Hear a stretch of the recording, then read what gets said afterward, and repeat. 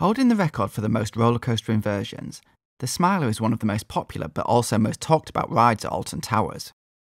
A troubled start followed by a devastating crash in 2015 would drastically impact the resort for years to come. This is the story of what really happened. Launched in 2013, the Smiler had suffered numerous problems even before its debut. Construction delays resulted in the public opening being pushed back from the original March date. Further problems occurred during testing, as well as a breakdown during a press event attended by journalists and celebrities. A train was left stranded on the first lift hill for approximately 30 minutes before riders were evacuated. There was understandable criticism of the new ride, with the breakdown widely reported. One guest, rapper Tinchy Strider, was quoted as saying, "I'm hugely disappointed I never got to go on it. It's called the Smiler, and I was sitting there thinking there's not much to smile about." This was definitely not the sort of publicity the resort wanted from a media launch. The numerous issues resulted in the new roller coaster opening late on 31st of May. Despite this rocky start, response to the new attraction was overwhelmingly positive. The 14 inversions proved extremely marketable, with 2013 eventually seeing an attendance boost over the previous year. Enthusiasts and the public alike praised the new attraction. Reviews commended the theme, queue and the ride itself, while the overall visual spectacle was also celebrated. Teething troubles are usually expected with new ride installations, but the Smiler's first season was plagued with problems and downtime as soon as its first weeks of operation. The roller coaster stalled twice during the first 10 days. Trains rallied on the batwing element on 2 separate occasions. The first on the 4th of June was determined to be due to the use of unloaded trains during a morning test run. The second stall occurred on 10th of June. This time the train was filled with water dummies, however the coaster's computer activated trim brakes unnecessarily, causing the vehicle to slow and eventually stop. During both of these occurrences, the ride remained closed for the day, while a crane was used to remove the stopped trains. While this sort of incident is not unheard of, it is unusual for a modern roller coaster to suffer 2 such occurrences in quick succession. The remainder of 2013 saw 3 further incidents for the Smiler. On 21st of July, debris was seen to fall from the ride, narrowly missing guests in the queue below. Reports indicated this could have been a metal bar or bolt, with a visible gap now present in the attraction's track. Then just 9 days later on 30th of July, cracks were found around the base of one of the supports. Later in the season on 2nd of November, 4 people suffered minor injuries when small guide wheels fell from the track as trains ascended the lift. These 3 incidents resulted in multi-day closures of the ride to rectify issues and undertake remedial work. Despite a troubled first year, the Smiler settled into reliable operations, with no reported problems throughout 2014. The 2015 season began on 21st of March, with the debut of a new junior roller coaster, and as the year progressed, the Smiler had become the #1 thrill at Alton Towers, regularly having the longest line of any attraction at the resort. June 2nd started out like any normal day at the theme park. The weather was dry, but with winds gusting to 46 miles per hour. Crowds were average, despite it being a week in which most children had returned to school following a break. The Smiler commanded its usual hour-plus wait, reaching 80 minutes at some points, with most other rides less than 30. Shortly before 3 p.m, reports began circulating, indicating that a serious incident had taken place on the Smiler. National broadcasters began reporting that 2 carriages had collided on the ride, with Alton Towers issuing a statement confirming the incident. Pictures began to appear on social media, as well as helicopter footage that showed the 2 trains on part of the batwing element. It emerged that a fully loaded train had collided with an empty train on that section of track. As the story evolved, it was described by staff as the most serious incident in the park's history. Emergency services attended the scene, with injured riders airlifted to nearby hospitals for treatment. The area surrounding the Smiler was closed, with the evacuation taking hours to undertake. Alton Towers confirmed this was complete by 6:35 p.m. The rescue was made more difficult due to the ride's location. Most of the roller coaster is located above a large concrete pit, surrounded by high metal fencing.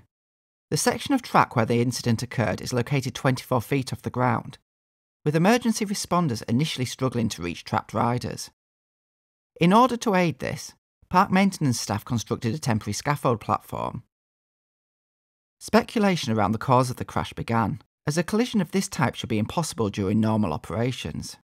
All modern roller coasters operate with a number of safety features to prevent occurrences like this, the most significant being block sections. A block section is part of the track that only one train can occupy at a time. These are usually separated by lift hills or brakes, so that if the section ahead is still occupied, a train can be held, preventing it from entering the next part of the ride. Block sections are computer controlled, with automatic systems monitoring trains' locations at all times, and it's this system that allows roller coasters to run with multiple trains on the track.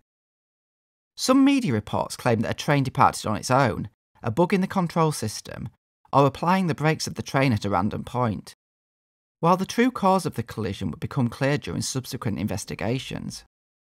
Following the incident, Alton Towers remained closed for a number of days. Along with this, rides at other parks run by operator Merlin Entertainments were closed as a precautionary measure.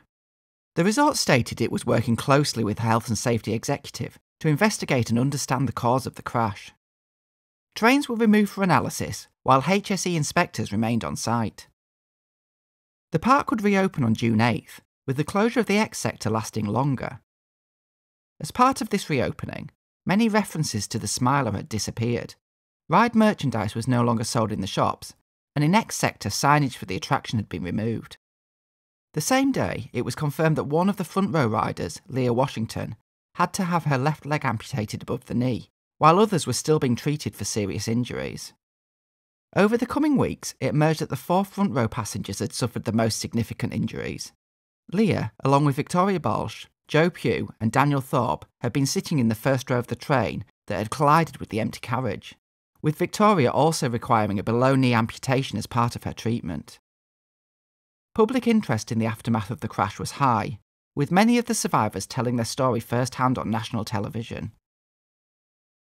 With investigations continuing over the rest of the 2015 season, Alton Towers confirmed on 24th of November the cause of the collision. In a statement, the resort said, "The incident was the result of human error, culminating in the manual override of the ride safety control system, without the appropriate protocols being followed." The statement also confirmed that the Smiler would reopen the following year. Exact details of the safety override were not made clear at the time, but would eventually be disclosed in a subsequent court case. Impact on the resort had been felt for the full season, and would continue for a number of years. Attendance at the park saw an immediate dip, with the lowest gate figures since before the millennium. The reduced visitor numbers led to numerous job losses, staggered openings, and an announcement that 6 rides would not open the following year. In early 2016, the Health and Safety Executive announced its intention to prosecute Merlin Attractions Operations Limited for breaching health and safety law. The Smiler reopened along with the rest of Alton Towers for the 2016 season on March 19th. While the eyes of the world's media were focused on the attraction, it operated without issue. For the reopening, slight adjustments were made to the theme, removing any references to marmalisation or correction. Additionally, new safety measures were introduced for the ride, with changes made to some operating procedures. During prosecution hearings, Merlin Attraction Operations would plead guilty to breaching the Health and Safety Act. With the court case underway, further details surrounding the series of factors that led to the crash emerged. CCTV footage showing the collision was released, as well as photographs that demonstrated the extent of the damage to the roller coaster trains. Numerous failings contributed to the incident, with a timeline beginning shortly after 1 PM on the 2nd of June. Employees operating the Smiler had planned to add a 5th train to the ride's operations in order to reduce wait times. At 1:08 PM, the roller coaster's safety system reports a fault. The dispatcher calls maintenance engineers as the fault condition prevents train departure. The fault is identified as occurring due to the clear to start button being pressed for too long, and this is logged. 2 minutes later, passengers aboard the train in the station are unloaded back onto the platform, and at the same time, a 5th train is moved up in the workshop, with the anticipation of being added. In order to clear the fault, all 4 operational trains are cycled, with passengers unloaded while empty trains are dispatched. By 1:19 PM, this process is completed, and all 4 trains are back at the station empty of passengers.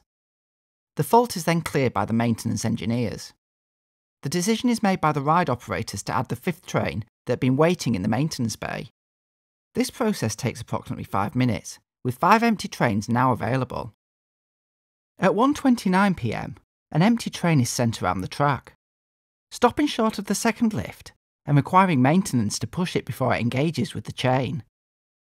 This train then successfully completes the circuit.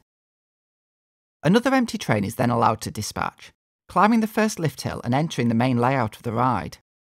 This train negotiates part of the circuit and enters the batwing element, stalling at the apex.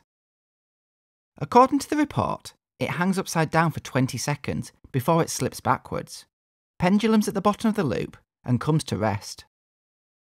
This is known as valleying, where roller coaster trains without enough momentum come to a stop in the valley between two higher track points. The likely cause on this occasion was due to excessive wind speed. At the same time, back in the station, the previously offloaded passengers board an empty train that is subsequently dispatched. Due to the valleyed train in the batwing, this loaded train is correctly stopped by the ride's computer system at the top of the first lift hill, signalling a block stop fault. A maintenance engineer is dispatched to the bottom of the second lift hill to perform a block reset and placing the roller coaster in maintenance mode. He arrives back at the control cabin at 1:49 p.m. and asks the dispatcher for a code 0.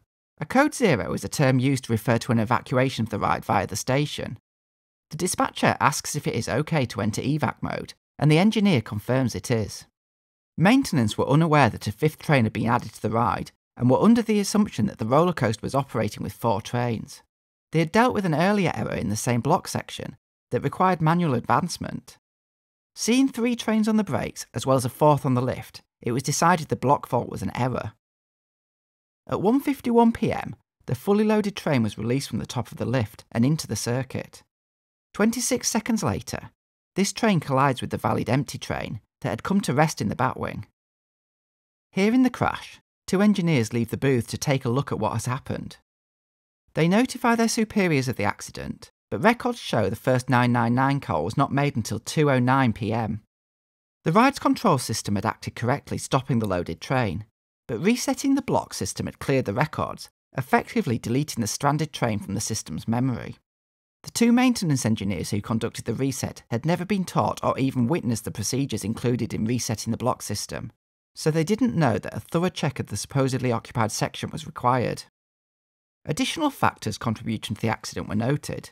Manufacturer Gerstlauer listed an upper wind speed limit of 34 miles per hour, which was exceeded on the day. Operating instructions also state that empty trains should be filled with water dummies, simulating the weight of passengers and reducing the probability of valleying. Surveillance coverage was criticised, with small image sizes and poor locations of the cameras. Also highlighted were training procedures, as well as insufficient crew structuring during the incident. During the subsequent sentencing hearing, Judge Michael Chambers QC described how there was a catastrophic failure to assess risk, and that what happened on the day was a needless and avoidable accident in which those who were injured were lucky not to be killed. The eventual sentence being a fine of £5 million plus costs. This was believed to be a record high in the industry. While the Smiler reopened in 2016, that season saw a number of attractions non-operational, as well as attendance levels at their lowest since the early 1980s. Recovery would take a number of years, and the scale of future investment was limited. Some of those involved in the crash had suffered life-changing injuries, and their journey was closely followed by national media, with some victims sharing many aspects of their lives, including Joe Pugh and Leah Washington, who married in May 2024. The roller coaster itself has operated without further incident. While some visitors are now hesitant to take a ride, the Smiler remains one of Alton Towers' most popular attractions.